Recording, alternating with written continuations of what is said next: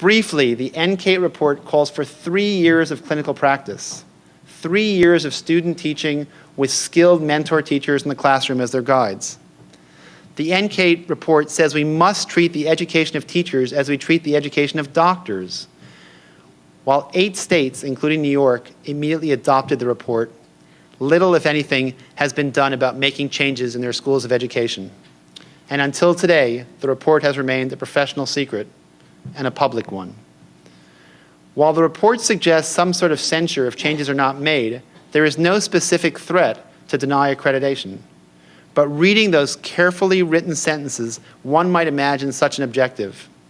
If schools of education do not change, then those who would become teachers will enter the field with a meaningless certificate of preparation, because that preparation does not exist. Think of it this way. When we go to a doctor for help, let's say we need surgery, would we entrust our lives to an untrained professional? Don't we do everything we can to find out if a specialist can do the job?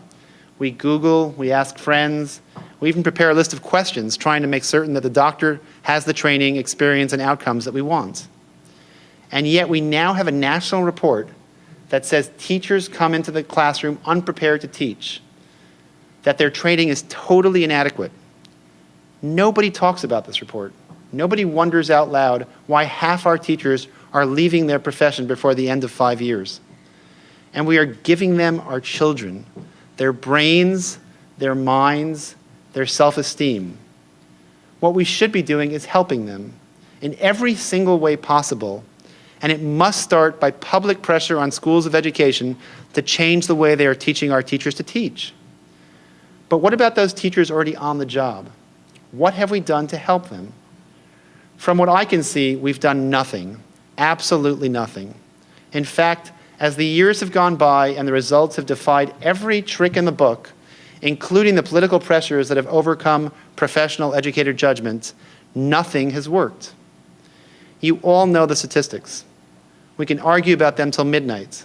Graduation rates, big schools versus small schools, class size, charter schools, special 3-day programs and tests and retests to help failing students, on and on. The bottom line cannot be argued. There are bright kids everywhere who graduate high school without being able to make change without a calculator. 75% of our high school graduates cannot enter a community college without serious remediation, and the dropout rate at those colleges remain at 50% after 1 year. Business complains that there are jobs for our young people, but they do not have the education to fill them. We know all the bad stuff, unfortunately. What's the good stuff?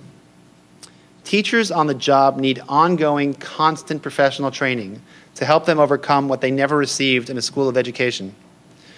Years ago, Randy Weingarten prepared a mastery mentoring program that would elevate the very best teachers in a school to master teacher status and give them the ability to develop a tiered system that would elevate colleagues to positions of leadership. That program languished in a desk drawer. In fact, a 100-member professional training team existed at the UFT, which was ready at all times to help any school which called for help. But here's the rub. Unless a principal asked for help, no help was forthcoming. But that's changed. The UFT Mastery Program was introduced into 34 schools. It happened without public fanfare, and no one said a word when the program failed in 33 schools. Not a single word from a principal, a teacher, or the United Federation of Teachers. Not a word of those failures. The private explanation was that each of those programs needed to be adjusted and altered as they progressed, and that the Department of Education refused to allow any changes, and so they failed. Why the silence?